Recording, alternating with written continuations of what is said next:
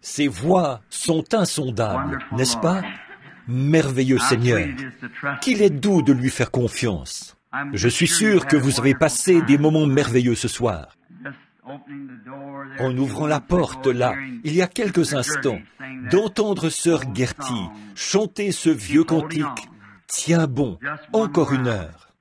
Cela m'a rappelé des souvenirs de ma petite église, juste avant que je parte, la fois précédente, pour aller sur les champs de l'œuvre missionnaire. En ce moment, je regarde « Chercher Dieu premièrement », ici, en face, sur cette vieille poutre. Je me rappelle que c'est Sammy Davidson qui a peint cela là-dessus, il y a environ 25 ans. Et de l'autre côté, je crois qu'il y a « Où passerez-vous l'éternité ?» Réfléchissez-y. Et juste ici, il y avait une femme au puits et Daniel dans la fosse aux lions. Oh là là, beaucoup de choses se sont passées depuis. Il était presque 17 heures cet après-midi quand j'ai reçu un appel d'urgence. À environ 50 ou 60 kilomètres d'ici, à la campagne, une femme mourante. Une amie très chère, la mère de Georgie Carter. Je savais qu'il y aurait beaucoup de ministres ici, capables d'assurer la relève jusqu'à ce que je sois revenu. Edith aussi est très mal en point. Et pendant que nous étions là, le Seigneur Dieu est entré en scène. Sœur Carter est loin d'être mourante. Donc, nous sommes reconnaissants de cela. Et maintenant, c'est bientôt l'heure du service de communion. Je pense qu'il compte faire cela vers les minuit. À quelle heure as-tu prévu de la donner? N'importe quand, dès que nous... Combien vont prendre la communion ce soir? Faites voir vos mains. C'est merveilleux. Très bien, je veux juste dire un mot ou deux.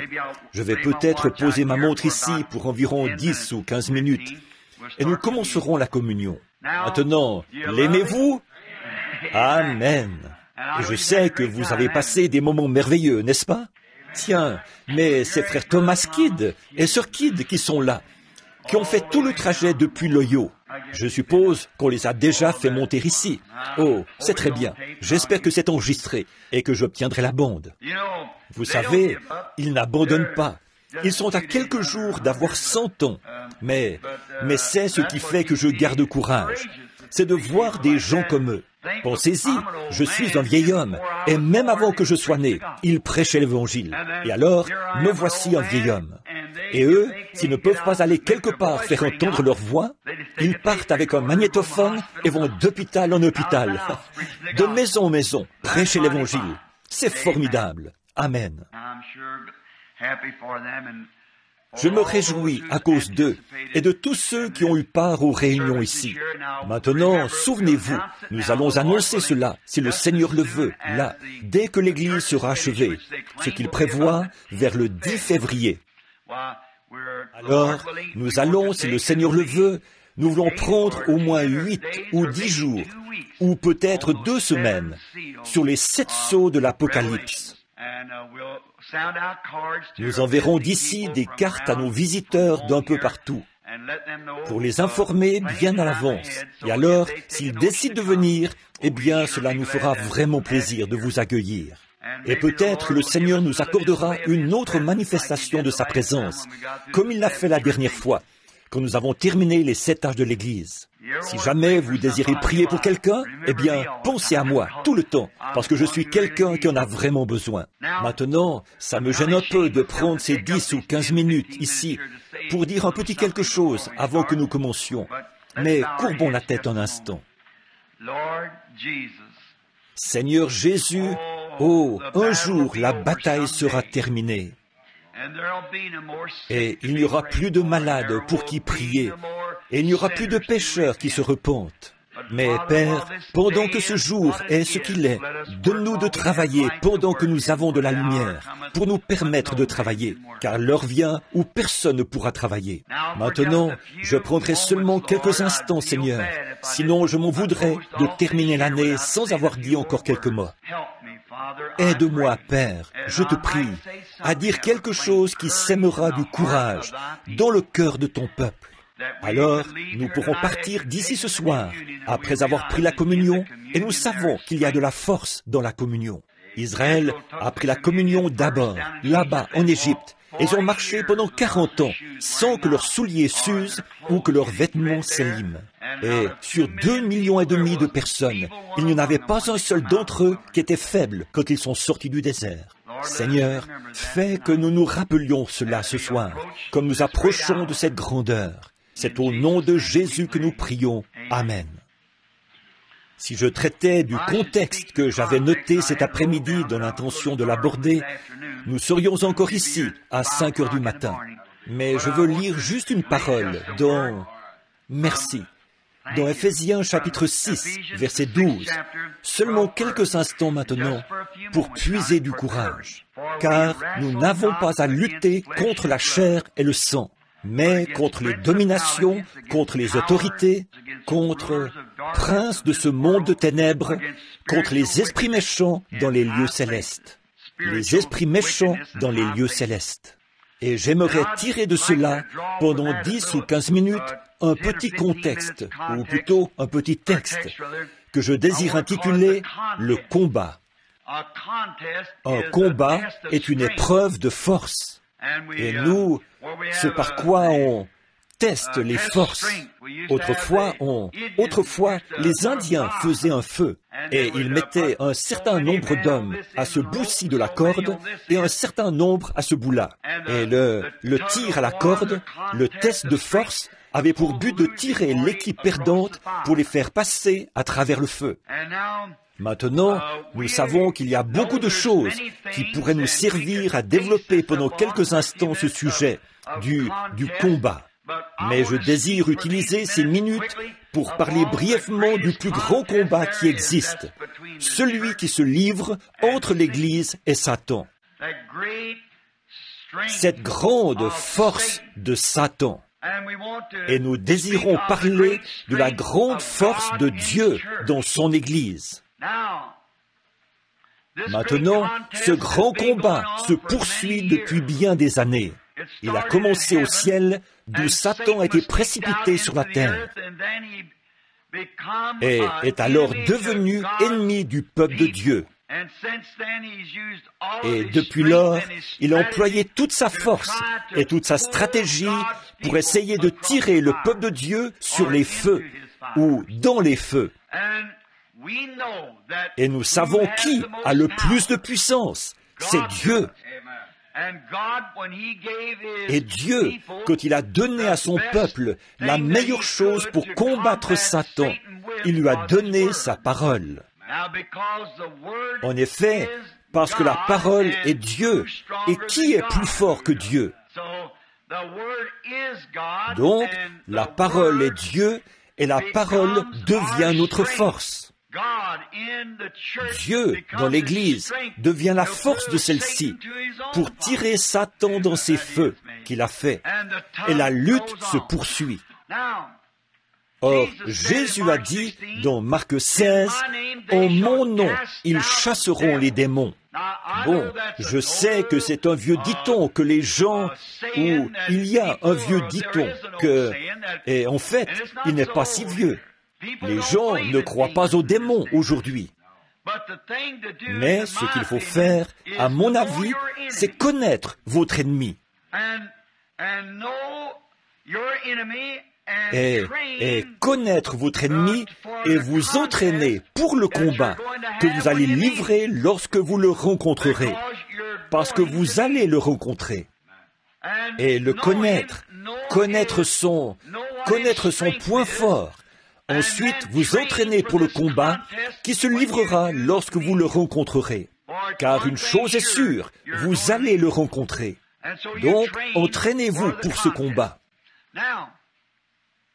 Maintenant, s'entraîner au combat, c'est comme ce que fait un boxeur.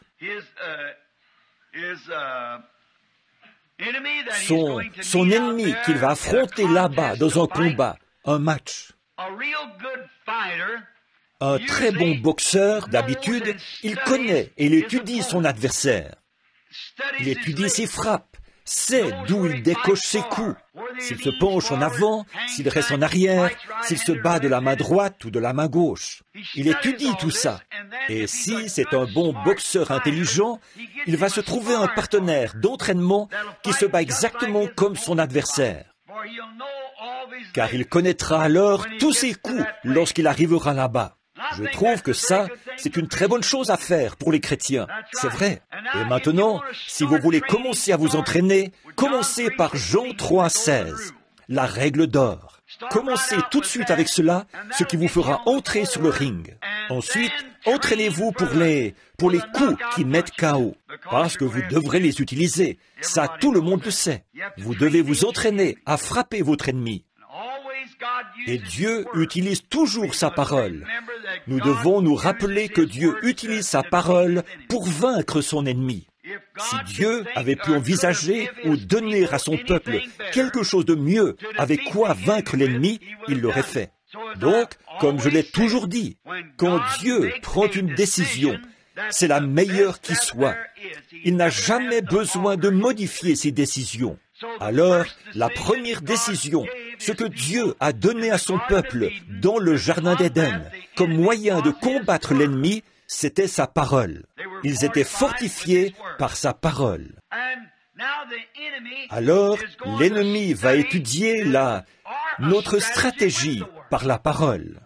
Et Satan, donc, a étudié tout cela si parfaitement que lorsqu'il est venu à Ève, il avait la meilleure stratégie qu'il pouvait utiliser sur elle. C'était de raisonner avec la parole. Or, vous ne devez jamais raisonner avec la parole de Dieu. Croyez-la, c'est tout. Ne cherchez pas à l'expliquer. Ne cherchez pas à la comprendre. En effet, vous ne pouvez pas comprendre Dieu. Et alors, Dieu est la parole. Et elle est faite pour être crue, c'est tout. Et c'est là notre force, d'accepter simplement la parole. Et tout le monde sait qu'une semence dans la bonne sorte de terre produira selon son espèce. Nous recevons simplement la parole. Et voilà qu'Ève s'est arrêtée pour raisonner lorsqu'elle lui a cité la parole. Dieu a dit, vous ne devez pas en manger, car le jour où vous en mangerez, ce jour-là, nous mourrons. Et Satan ne lui a pas donné tort. Il a dit, certainement, c'est vrai. Mais il a dit, tu vois, vous avez besoin de lumière nouvelle, quelque chose d'un peu différent de ce que Dieu avait dit. Et si vous faites cela, vous serez un peu plus intelligent. Vos yeux s'ouvriront. Mais elle a dit, eh bien, Dieu a dit que nous mourrions. Il a dit, oh, certainement que... Voyez, voilà, juste ce petit bout-là. Certainement que vous ne mourrez point. Mais Dieu a dit que vous mourriez. Un point, c'est tout.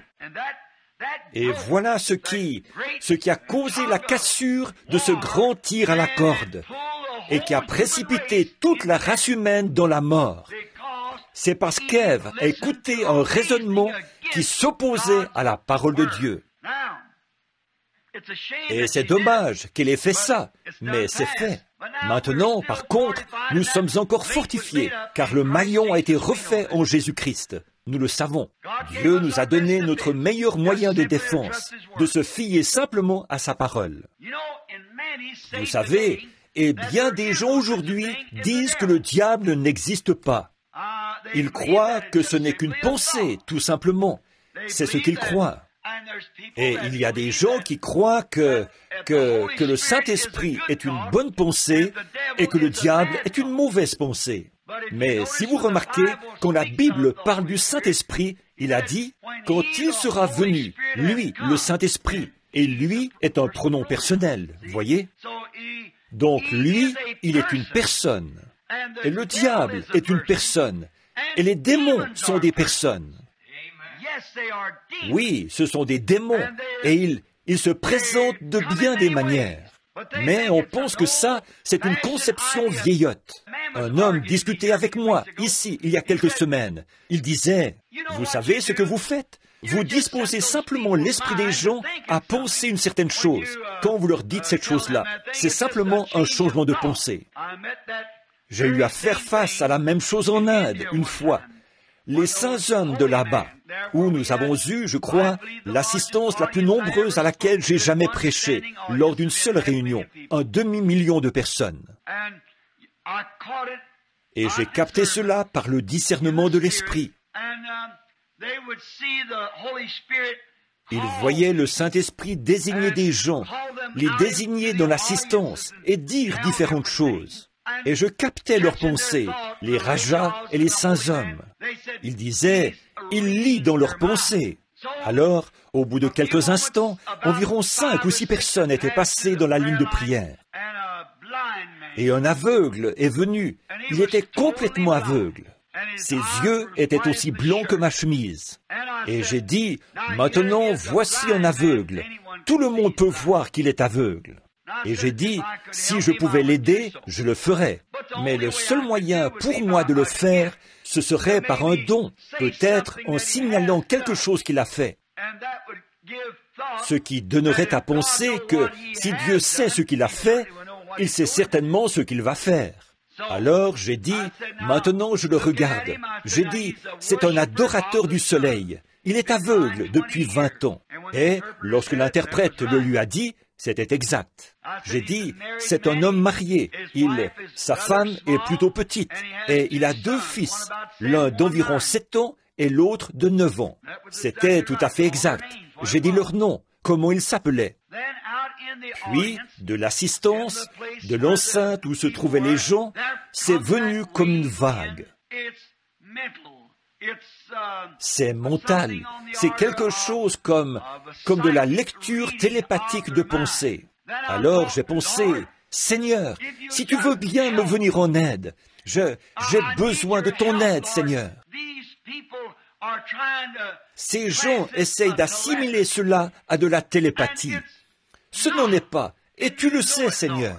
Pourtant, je leur avais donné le passage de l'Écriture, celui où Jésus a dit qu'il ne faisait rien sans que le Père le lui ait d'abord montré. Puis, en me retournant pour regarder cet homme de nouveau, je l'ai vu, juste au-dessus, là, en vision. Il avait d'aussi bons yeux que les miens. Je me suis dit, c'est maintenant le moment. J'ai dit, cet homme est un adorateur du soleil. Voilà. Et il est devenu aveugle. Et j'ai dit, maintenant, là, il y a les prêtres mahométans, il y a les prêtres des Sikhs, des Jains et des différents types de religions, de Bouddha. Et cet homme désire recouvrer la vue. Or, vous direz qu'il a adoré la création au lieu du Créateur. Je le crois aussi, mais nous voici ici ce soir. J'ai dit, et aujourd'hui, on m'a reçu dans le temple des Jains, où 17 religions étaient présentes pour m'interroger. Et toutes, elles sont contre Christ. Toutes. Et j'ai dit, alors, et bon nombre d'entre vous, messieurs, vous y étiez. Maintenant, si Christ, c'est une fausseté, alors cet homme désire être dans le vrai. Et certainement que le Dieu de la création, qui a fait le monde, sera le seul à pouvoir lui rendre la vue. Cela va de soi. Et j'ai dit, maintenant, si n'importe lequel d'entre vous, le mahométisme étant la religion principale ici, si le prêtre mahométan vient lui rendre la vue, alors je me ferai disciple du mahométisme. Ou si le prêtre bouddhiste vient lui rendre la vue. Mais que le Dieu qui l'a créé, le Dieu, il y a quelque part quelqu'un qui est Dieu, forcément, puisqu'on ne peut pas avoir une création sans qu'il y ait un créateur. Et il faudra un créateur pour créer la vue dans ses yeux. Voilà 20 ans qu'il est aveugle pour avoir regardé le soleil. Il pensait qu'il irait au ciel s'il le faisait. Cet homme a fait cela par ignorance. J'ai dit, qu'est-ce que vous, les prêtres bouddhistes, vous feriez? Vous changeriez seulement sa façon de penser. Vous diriez qu'il a eu tort. Eux, ils adorent leurs ancêtres morts. Et j'ai dit, bon, vous seriez d'avis vous diriez qu'il a eu tort. Mais qu'est-ce que vous feriez? Vous changeriez sa façon de penser. Et j'ai dit, qu'est-ce que les mahométans feraient? Ils changeraient sa façon de penser. Les Sikhs, les Jains, et ainsi de suite. Ils changent la façon de penser des gens. J'ai dit, nous avons la même chose aux États-Unis. Tous les méthodistes veulent amener tous les baptistes à devenir méthodistes. Et les pentecôtistes veulent faire de tous les méthodistes des pentecôtistes. C'est un changement de pensée. Mais ce n'est pas de ça que nous parlons. Nous parlons de Dieu, le Créateur. Et j'ai dit, sûrement que le Créateur parlera. Or, je n'aurais pas dit ça s'il n'y avait pas eu cette vision, en aucun cas. Alors j'ai dit, maintenant lui, s'il vient lui rendre la vue, qu'il soit Dieu.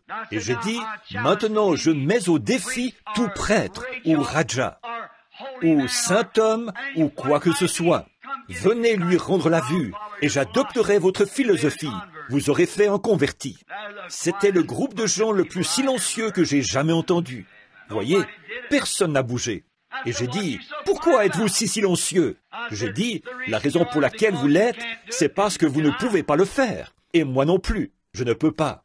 Mais le Dieu du ciel, qui a ressuscité son Fils Jésus-Christ, dont nous sommes le serviteur, vient de me montrer en vision que cet homme va recouvrer la vue. Voyez? J'ai dit, maintenant, s'il n'en est pas ainsi, alors faites-moi expulser de l'Inde. Mais s'il en est ainsi, chacun de vous se doit de donner sa vie à Jésus-Christ. Je voudrais vous demander ceci. Combien ici donneront leur vie à Christ si cet aveugle recouvre la vue? Vous voyez vos prêtres. Personne n'est monté ici. Pourquoi ne viennent-ils pas alors qu'ils vous ont dit que leur religion est si grande et si importante? Pourquoi quelqu'un ne vient-il pas dire quelque chose? Personne n'est venu. J'ai dit, alors vous, dans l'auditoire, si vous voyez cet aveugle qui est ici présent, et là, un médecin est venu examiner ses yeux, il a secoué la tête, il a dit, il est aveugle.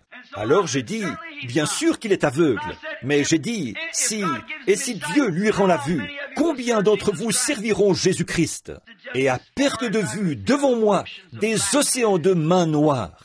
Je me suis tourné vers l'homme. J'ai dit, Seigneur Jésus, qu'on sache que tu es Dieu. L'homme m'a sauté au cou. Et il y avait là le maire de Bombay, assis là. Il lui a aussi sauté au cou. Il voyait aussi bien que n'importe qui. Qu'est-ce que c'est? C'est réellement une puissance. Dieu est Dieu. Et Satan est Satan. Si vous ne croyez pas au diable, au début, quand j'ai commencé, je me heurtais contre lui tous les jours. Ne me dites pas que le diable n'existe pas, parce que je sais que ce n'est pas vrai. Je dois me battre avec lui tous les jours. Alors je sais que le diable existe.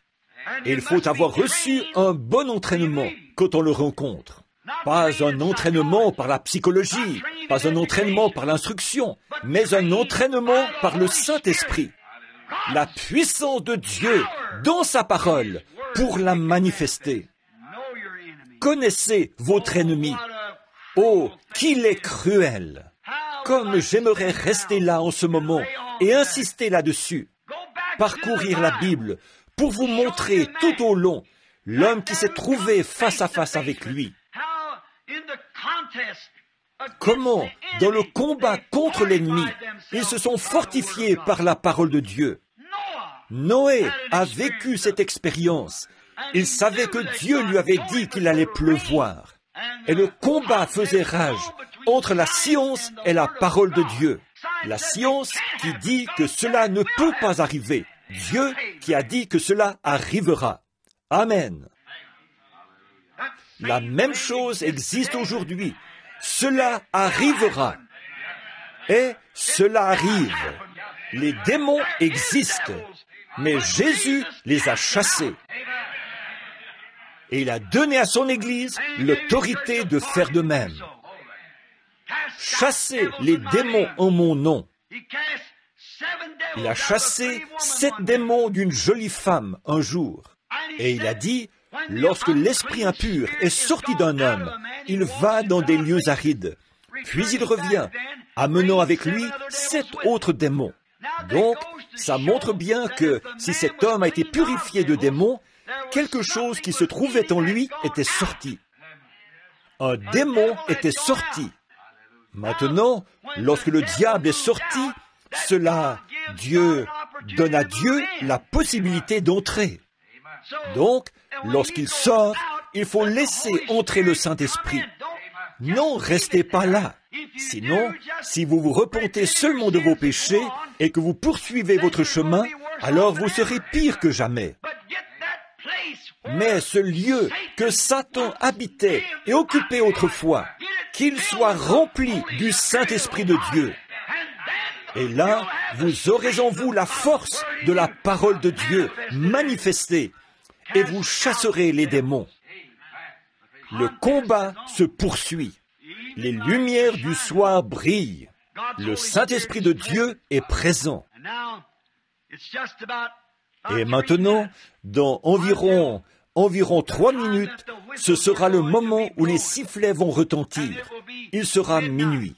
Alors, comme nous quitterons ce bâtiment pour rentrer à différents endroits et dans nos foyers,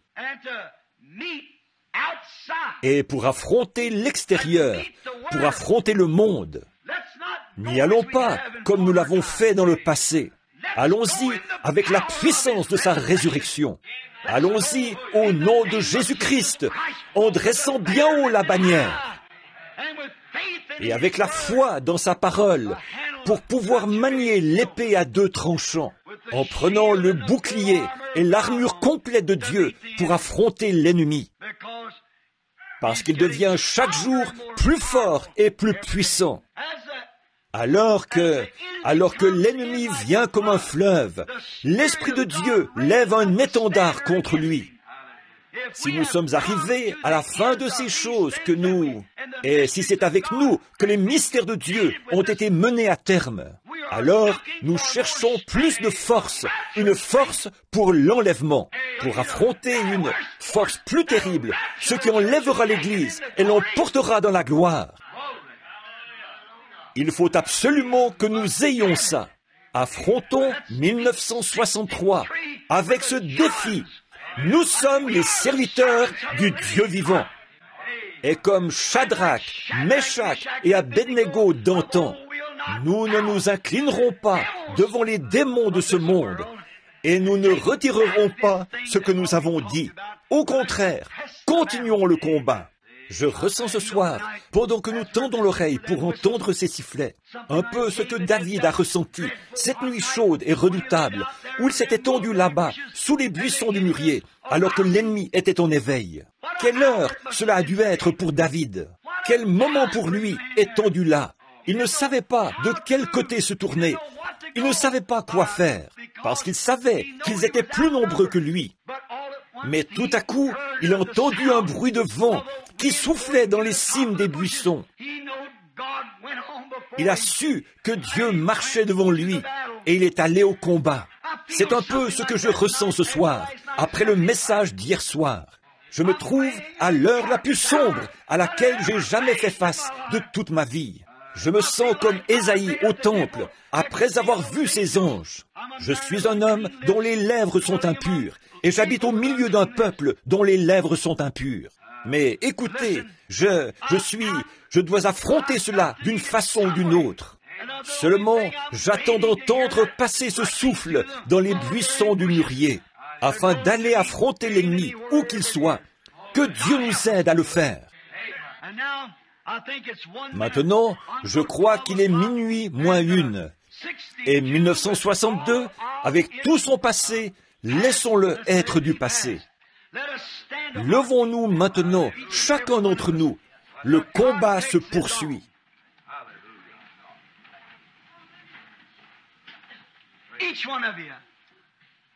Chacun de vous, Paul a dit, oublions les choses qui sont du passé, toutes nos erreurs de l'année dernière. Je cours vers le but de la vocation céleste. Toutes les erreurs que j'ai faites pendant ces années passées, pardonnez-les-moi. Oh Dieu, pardonne-moi. Église, pardonnez-moi. Et le ministère que j'ai l'impression de ne pas avoir rempli convenablement. Oh Dieu, pardonne-moi cela. Église, pardonnez-moi mes erreurs. Et je courais vers le but de la vocation céleste en Jésus-Christ.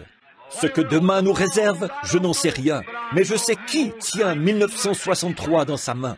Maintenant, levons nos mains vers Dieu et prions chacun à notre façon, en faisant nos confessions et en demandant à Dieu de nous aider pendant l'année qui vient. Père Céleste, comme nous sommes debout ici et que dans nos cœurs, beaucoup de pensées sont en train de s'éteindre et les erreurs de l'année dernière, comme nous approchons de la mort de 1962 et de la naissance de 1963. Ô Dieu, fais que nous ayons gravi un échelon de plus sur l'échelle, afin que nous puissions alors voir Jésus et son programme. Que tous ceux qui sont ici, Seigneur, en prière, pendant que la vieille année s'éteint et que la nouvelle naissance de cette nouvelle année arrive, puisse le péché et l'incrédulité du vieil homme s'éteindre dans nos cœurs et la nouvelle naissance y entrer avec l'année 1963 comme un vent impétueux qui remplira nos êtres et fera de nous de nouvelles créatures en Christ. Fais de nous de bons serviteurs. Pardonne notre passé, bénis notre avenir. Guide-nous, ô Seigneur Dieu, par ta main puissante, Jéhovah. Bénis les ministres qui sont ici, bénis tous les laïcs, tous les visiteurs. Sois avec nous, Seigneur. Nous sommes tes serviteurs et nous nous livrons entièrement à toi pour 1963, afin que la puissance de ton esprit puisse avoir plus de prééminence dans notre vie et dans notre être. Aide-nous, ô Dieu, pardonne-nous et aide-nous, nous t'en prions. Suscite des hommes puissants, suscite de puissants combattants de la foi. Cette année, Seigneur, ouvre cette manne cachée, ce roc sous le rocher, pour que nous puissions voir le programme de Dieu. Coiffe la pyramide de notre vie, Seigneur. Place la pierre de fête, Jésus-Christ, sur chacun de nous sans exception. Que ces grandes et magnifiques saintes bénédictions soient sur nous tous. Que le feu du Saint-Esprit vienne sur nous. Que la puissance de la résurrection soit manifestée. Ô Dieu, combien nous te remercions ce soir. Nous sommes à toi. Nous nous livrons totalement à toi, Seigneur.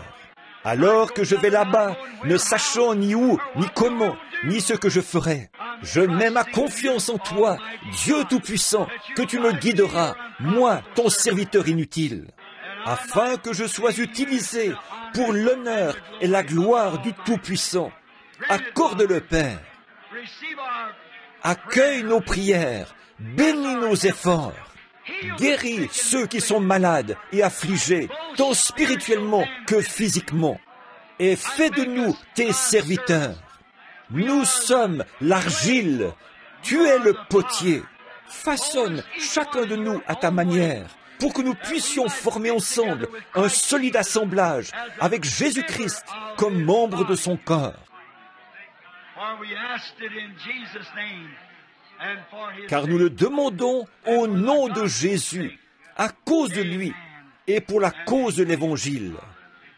Amen et Amen.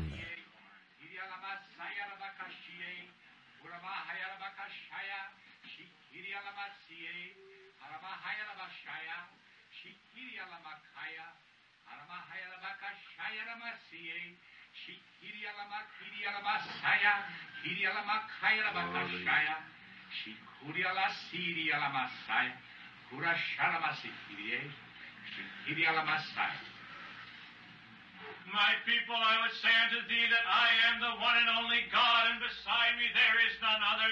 I am the Lord of creation. I am the Word that became manifested unto thee. I am the Word that comes before thee even this night by the power of the Holy Ghost. Did I not say that I would come in like manner? Have I not fulfilled my word, every dot and every line? O my people, I say unto thee, look up, for thy redemption draweth nigh, and it is even at the gates. I say unto thee that if thou shalt continue to humble thyself and not lean unto thine own understanding, but follow me, that thou shalt truly be found in favor in my sight. I say unto thee that thou hast seen my glory before thee, and thou shalt continue to see my glory, if thou shalt remain in the truth as thou hast heard it. I say unto thee that many strange things may happen in the days to come. May thy word be established in thy hearts. May it be written in thy life, that thou shalt not turn to the right nor to the left, but keep thine eyes single unto me, for I am a jealous God, and the days are coming to an end, when all truth shall be revealed unto thee, and thou shalt stand alone, and yet thou shalt yet be together. And I say unto thee that none shall go away, None shall be left desolate. None shall be left without a guide. None shall be left without truth. None shall be left without comfort.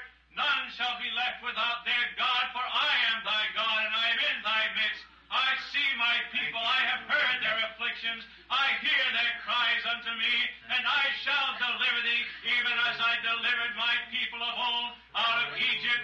I shall deliver thee, even as I have come in the fullness of my presence, even as I have come in great power and in revelation. I shall be with thee. Stand fast and move not. Thus saith the Lord. Merci, Dieu notre Père. Nous te remercions pour cette exhortation du Nouvel An qui nous fait repartir avec l'espérance et la consolation de savoir ceci grâce à ces paroles adressées à ces hommes qui n'étaient pas au courant. Le message est vrai et tu nous demandes d'y être fidèles. Nous ferons tout ce que nous pouvons, Seigneur, pour t'être fidèles à toi et à ta parole. Accueille-nous au nom de celui qui nous a enseigné à tous que nous devons prier comme ceci. Notre Père, qui es aux cieux, que ton nom soit sanctifié, que ton règne vienne, que ta volonté soit faite sur la terre comme au ciel. Donne-nous aujourd'hui notre pain quotidien. Pardonne-nous nos offenses, comme nous aussi nous pardonnons à ceux qui nous ont offensés. Ne nous induis pas en tentation, mais délivre-nous du mal, car c'est à toi qu'appartiennent, dans tous les siècles, le règne, la puissance et la gloire. Amen. Que le Seigneur vous bénisse et vous garde.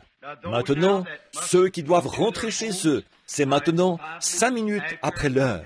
C'est 5 minutes en 1963. Alors, que Dieu vous bénisse.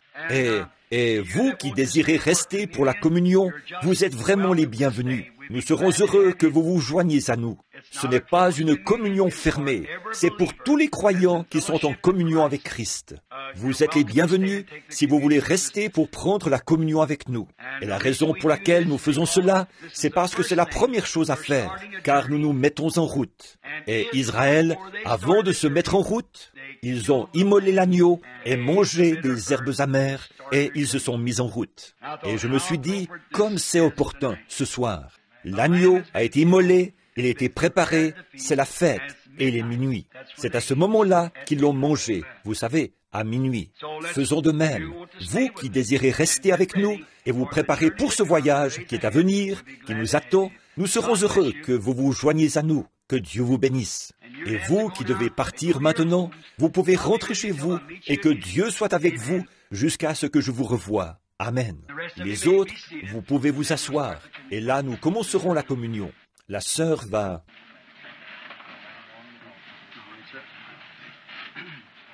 Très bien, monsieur.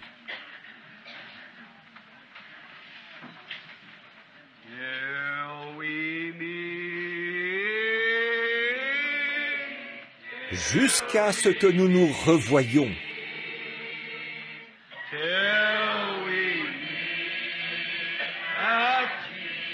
Réunis aux pieds de Jésus. Jusqu'à ce que nous nous revoyions. Jusqu'à ce que nous nous revoyions.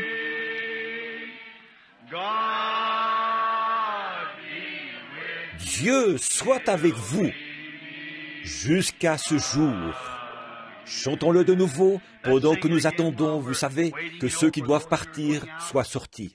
Nous devons être au calme, car ceci est une chose très solennelle.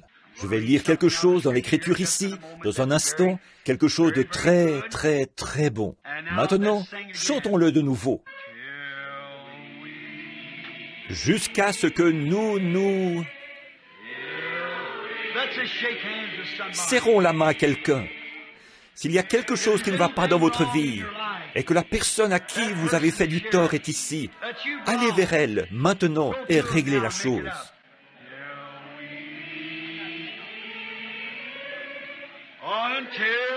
Jusqu'à ce que nous nous revoyions.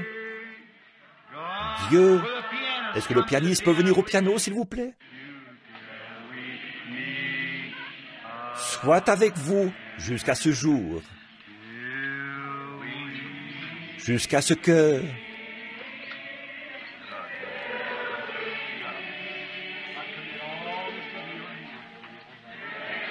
je remets tout ça entre tes mains, frère Neville.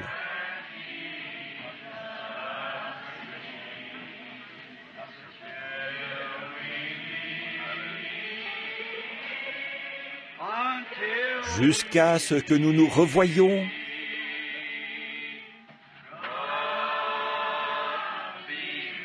Dieu soit avec vous jusqu'à ce jour. Que Dieu vous bénisse, frère.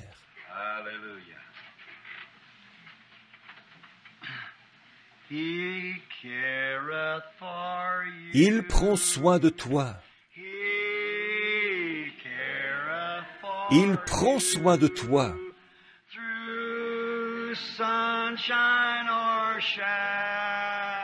Dans la joie ou le chagrin, il prend soin de toi. Chantons-le de nouveau. Il prend soin de toi.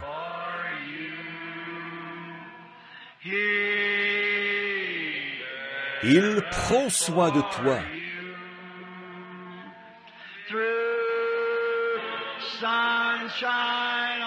Dans la joie ou le chagrin, il prend soin de toi. C'est beau, n'est-ce pas? Chantons-le encore, pendant que le calme se fait. Il fermait les yeux. De toi, il prend soin de toi.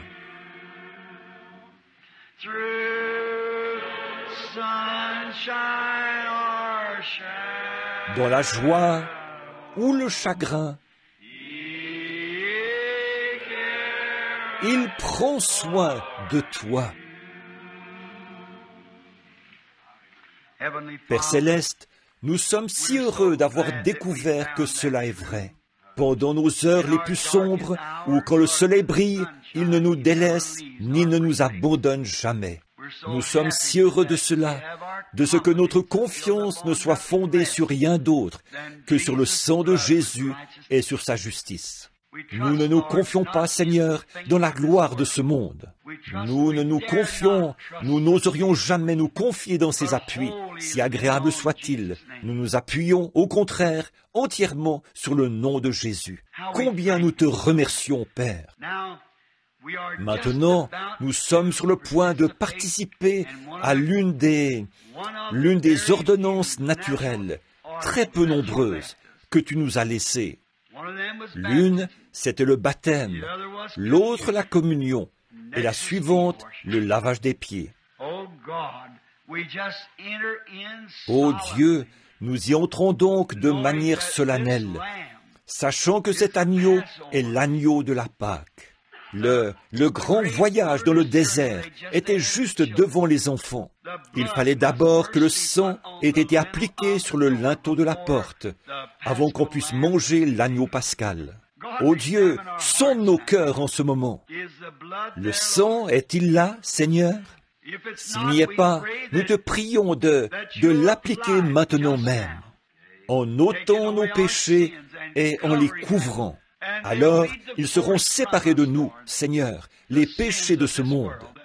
Et ainsi, nous pourrons être saints et présentables devant notre Père. Maintenant, alors que nous venons prendre le corps et le sang versé de notre agneau, le Fils de Dieu, notre Sauveur, sonde nos cœurs pendant que nous lisons, Père, et fais que nous soyons à toi, car nous le demandons au nom de l'agneau Jésus-Christ. Amen.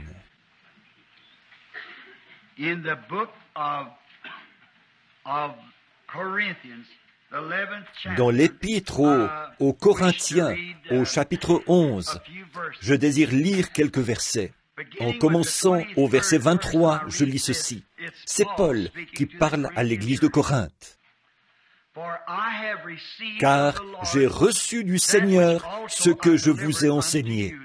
c'est que le Seigneur Jésus, la nuit où il fut livré, prit du pain. Et, après avoir rendu grâce, le rompit et dit, « Prenez et mangez, ceci est mon corps, qui est rompu pour vous. Faites ceci en mémoire de moi. » De même, il prit la coupe. Et, après avoir soupé, prit la coupe. Mais, après avoir soupé, excusez-moi, je vais le relire. De même, après avoir soupé, il prit la coupe et dit, « Cette coupe est la nouvelle alliance en mon sang. Faites ceci en mémoire, toutes les fois que vous en boirez en mémoire de moi. Car toutes les fois que vous mangez ce pain et que vous buvez cette coupe, vous annoncez la mort du Seigneur jusqu'à ce qu'il vienne. C'est pourquoi celui qui mangera le pain ou boira la coupe du Seigneur indignement sera coupable envers le corps et le sang du Seigneur. Que chacun donc s'éprouve soi-même, et qu'ainsi il mange du pain et boive de la coupe. Car celui qui mange et boit sans discerner le corps du Seigneur, mange et boit un jugement contre lui-même. C'est pour cela qu'il y a parmi vous beaucoup de malades et d'infirmes, qu'un grand nombre sont morts. Si nous nous jugions nous-mêmes, nous ne serions pas jugés.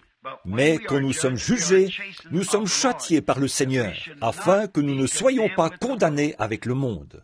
Ainsi, mes frères, lorsque vous vous réunissez pour le repas, attendez-vous les uns les autres. Si quelqu'un a faim, qu'il mange chez lui, afin que vous ne vous réunissiez pas pour attirer un jugement sur vous.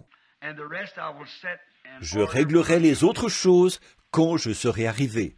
Quand je pense à ceci, ce moment des plus solennels, il est aussi écrit que lorsque cette communion était donnée pour la première fois et le lavage des pieds, que nous devrons omettre ce soir, parce que nous n'avons pas d'eau. L'eau est complètement coupée. Nous n'avons même pas pu utiliser les toilettes ce soir, parce qu'ils ont juste fait des raccords du mieux qu'ils ont pu pour que nous puissions avoir cette réunion ce soir. Mais nous ferons comme eux avaient fait. Il est dit, je crois que c'est Luc qui l'a déclaré, après avoir chanté un cantique, ils partirent. Mais savez-vous ce que ceci représente? Savez-vous, au commencement, lorsque cette ordonnance a été donnée pour la première fois en Israël, là-bas, en Égypte, ils étaient en route vers le pays promis. Et c'est ce que nous ressentons ce soir, que nous sommes en route vers le pays promis, et le voyage est devant nous. Et ils avaient un signe lorsque l'ange de la mort passait. Il fallait qu'il y ait du sang sur la porte, sans quoi le fils aîné ou l'enfant aîné mourrait dans la maison. L'idée de cela et le véritable sens, c'était qu'il faut d'abord appliquer le sang. Avez-vous remarqué comment Paul a établi cela ici? Si quelqu'un mange indignement, sans discerner le corps du Seigneur, il mange et boit un jugement contre lui-même. Ce qui signifie la même chose. C'est-à-dire que la mort spirituelle, pèse sur la personne qui prend la Sainte Seine indignement. Celui qui va boire, qui se conduit mal, qui vit comme le monde et qui vient ensuite à la table du Seigneur. Nous ne devons pas faire ça. Maintenant, purifions nos cœurs et purifions nos mains et nos esprits de pensées mauvaises, pour que nous puissions venir à la table du Seigneur avec respect et sainteté, en sachant que nous nous joignons nous-mêmes à notre sacrifice, Jésus-Christ, qui est notre seul salut. Et maintenant, ce soir, la manière dont nous procédons, c'est que l'un des anciens se tient là, frère Zabel. Et je pense, frère Zabel, ce soir, si tu veux bien appeler d'abord les gens qui sont sur l'estrade, pour que ces gens descendent de l'estrade et forment la première ligne ici, s'il te plaît. Maintenant, frère Zabel va vous diriger dans quelques instants dès que nous aurons demandé la bénédiction sur la communion.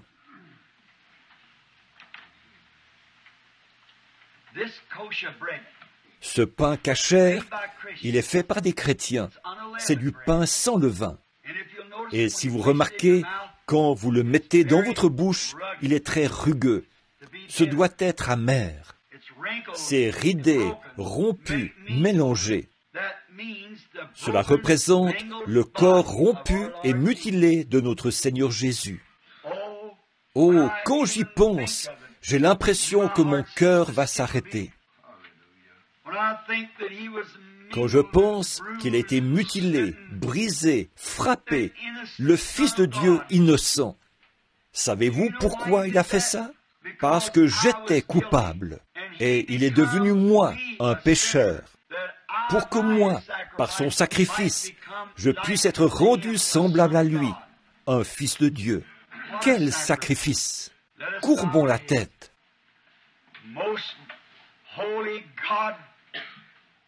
Dieu très saint, ce soir je tiens dans ce petit plat de métal ce pain qui représente le corps rompu, mutilé, brisé, frappé de notre Seigneur.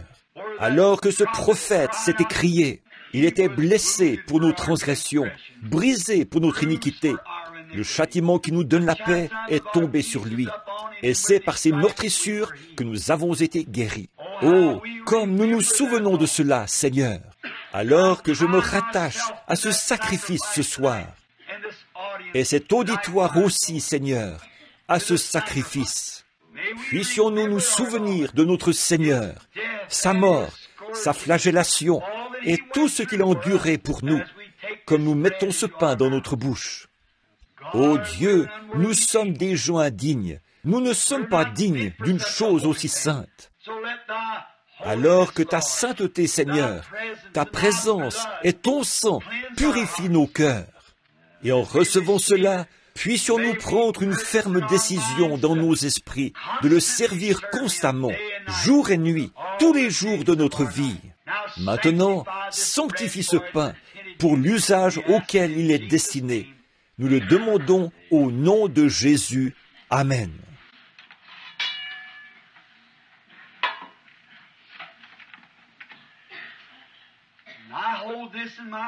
Et je tiens ceci dans mes mains, après environ 33 années de service, pendant lesquelles j'ai servi mon Seigneur. Et j'ai honte de moi-même. Mais je pense, que ferais-je si j'avais 2 vraies gouttes de son sang dans ma main ce soir? Qu'en ferais-je? Mais vous savez, j'ai dans mes mains ce soir, à ses yeux, quelque chose de plus grand, ce qu'il s'est acquis par son sang, son Église.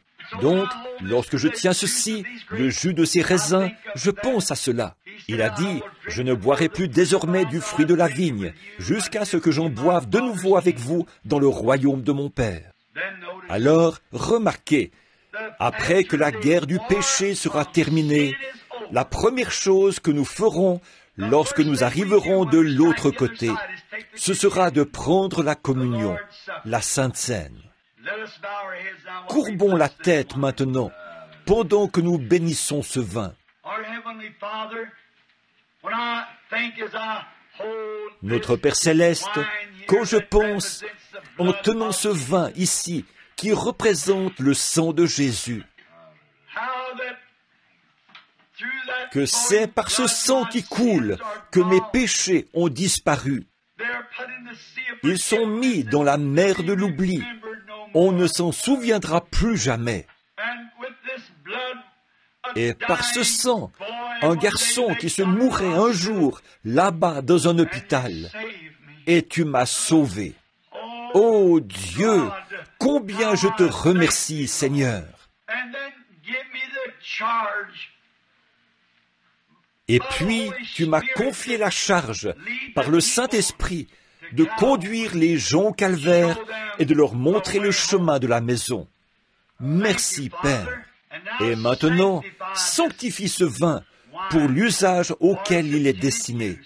Et puisse chaque personne qui prendra part à ce sacrement ce soir recevoir la force spirituelle et physique pour le voyage qui est devant nous.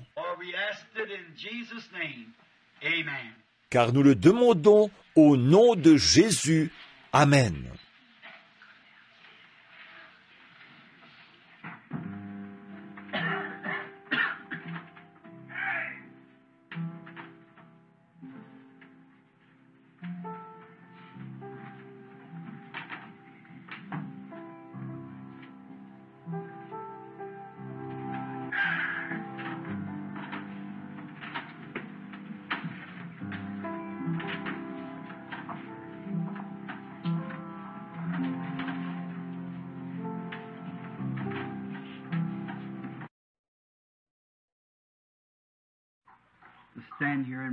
d'être debout ici à regarder les familles qui viennent. Et ce sera comme cela un de ces jours. Famille par famille, rang par rang, groupe par groupe, un par un. Lorsque nous le rencontrerons, quel moment ce sera, quand toutes les vies humaines qui ont été sur terre, qui ont cru en lui et se sont confiées en lui, se rencontreront là-bas, ce jour-là. Ce sera merveilleux, n'est-ce pas?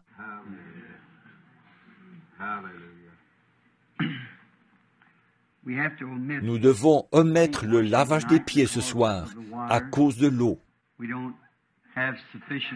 Nous n'avons pas les installations qu'il faut en ce moment. Ce sera bientôt réparé, nous l'espérons. Les travaux avancent bien.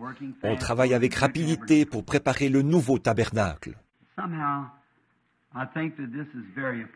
Cependant, je trouve qu'il est quand même très opportun d'avoir la communion le premier jour de l'année comme ceci, à cette heure-ci. Maintenant, vous qui venez de l'extérieur de la ville, conduisez très prudemment demain en rentrant chez vous. Que Dieu soit avec vous. Et vous qui êtes d'ici, de la patrie, des environs, que Dieu soit avec vous et qu'il vous aide.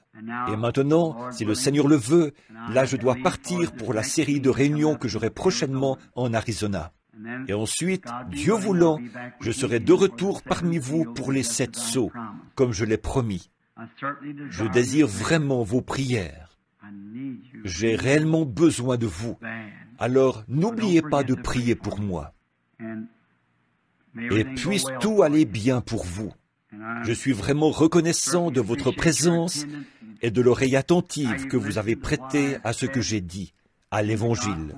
Je crois que nous sommes en train d'effectuer un changement maintenant. Et je vous remercie pour votre gentillesse. Beaucoup d'entre vous font de nombreux kilomètres en voiture pour venir entendre une personne toute simple comme moi essayer d'apporter la parole de Dieu. Je suis sûr que vous êtes aussi venus écouter quelqu'un de plus grand que moi, parce que moi, je n'ai rien à offrir. Je suis sans instruction, sans personnalité, en moi-même, je ne suis rien.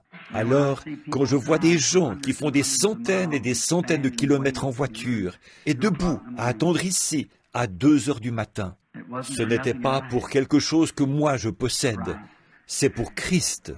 Je suis si heureux que vous l'aimiez. Et moi aussi, je l'aime. Et ensemble, nous l'aimons. Et parce que nous l'aimons, nous n'aurons jamais à nous séparer.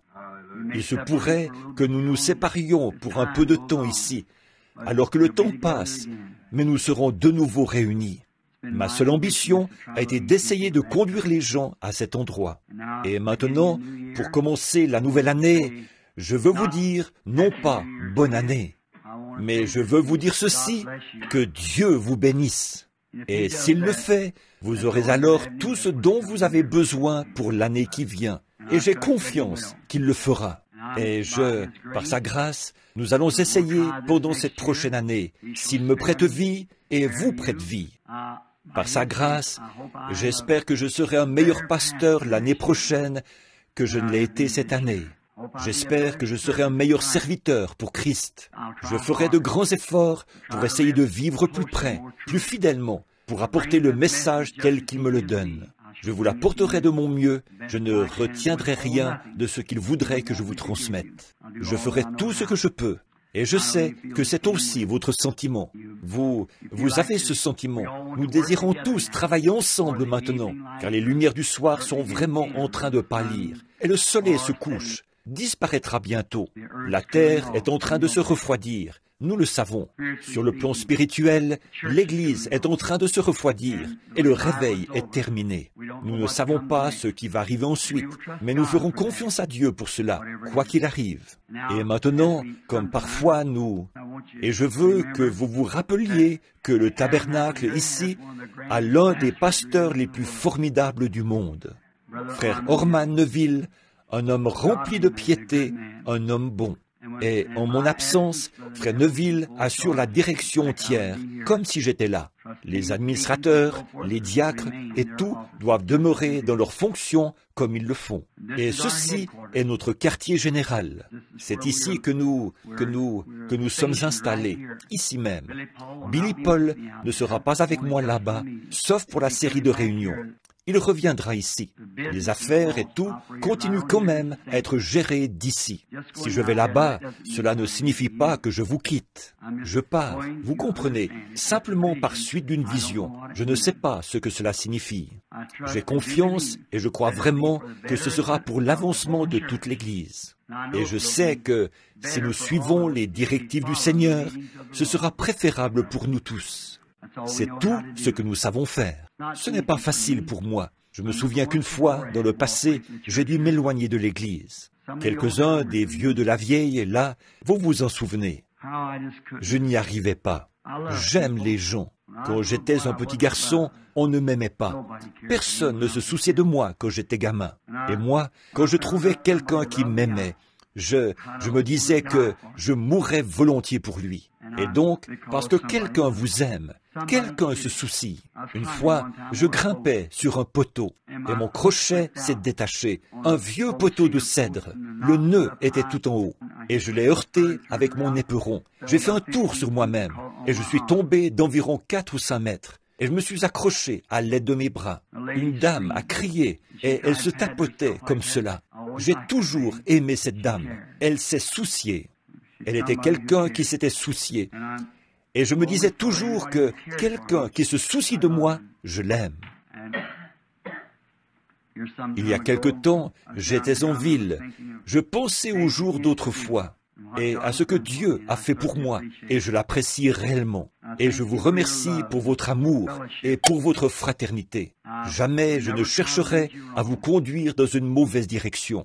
Ce sera toujours dans la bonne voie pour autant que je sache. Et vous m'en êtes témoin, je n'ai jamais rien dit au sujet de moi-même. Cela a toujours été Jésus-Christ. Voyez ?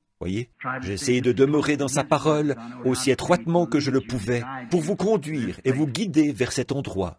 Et je vous remets maintenant entre les mains de Frère Neville. D'abord, entre les mains de Dieu et ensuite aux bons soins de Frère Neville, afin qu'il soit le berger de l'Église et qu'il veille sur l'héritage jusqu'à ce que je puisse faire cette série de réunions et revenir vers vous, confiant qu'à ce moment-là, je pourrai vous apporter une grande révélation de la part de Dieu qui réjouira chaque cœur et glorifiera l'Église de Dieu. Nous avons l'habitude de prendre la communion. Je ne veux pas en dire plus long, vous savez ce que je ressens. Et je pense que le cantique que nous devrions chanter maintenant, c'est « Ma foi regarde à toi, toi, agneau du calvaire ». Et pendant que nous nous levons pour le chanter, serrons-nous la main les uns les autres et disons « Que Dieu vous bénisse ».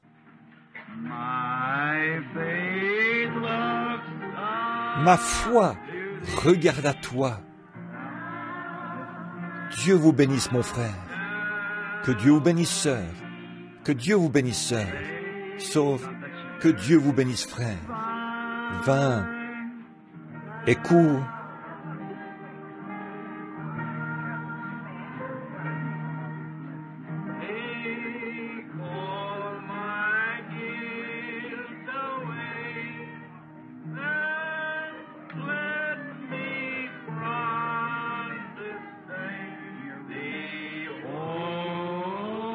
Entier à toi. Maintenant, levons les mains vers lui. Ma foi regarde à toi. Toi, agneau du calvaire.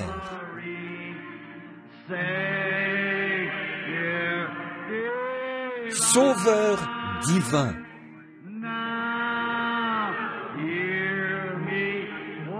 Écoute ma prière.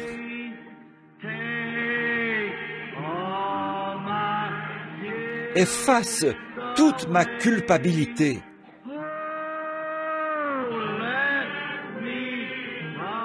Que je sois dès ce jour entier à toi. jusqu'à ce que nous nous revoyions. Chantons jusqu'à ce que nous nous revoyions. Tout le monde en chœur maintenant. Jusqu'à ce que nous nous revoyions.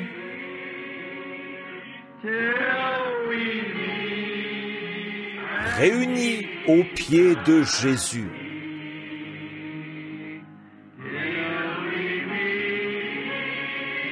Jusqu'à ce que nous nous revoyions.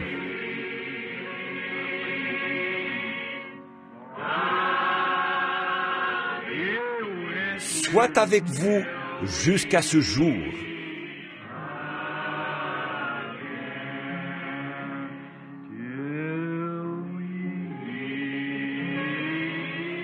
Jusqu'à ce que nous nous revoyions.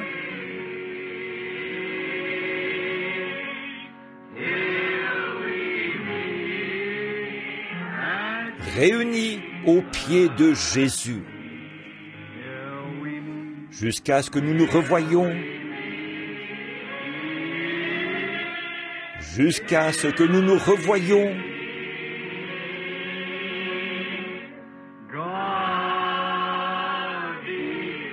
Dieu soit avec vous jusqu'à ce jour. Maintenant, courbons la tête. Frère Neville, si tu veux bien terminer la réunion par la prière, que Dieu vous bénisse.